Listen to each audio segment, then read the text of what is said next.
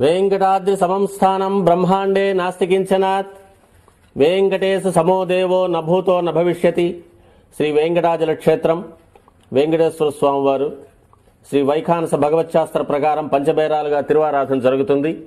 ధ్రువ కౌతుక ఉత్సవ స్నపన బలిబేరాలను విష్ణు పురుష సత్య అచ్యుత అనిరుద్ధ రూపాలుగా ఆరాధన జరుగుతుంది. వీరు కౌతుక బేరం భోగ శ్రీనివాసమూర్తి.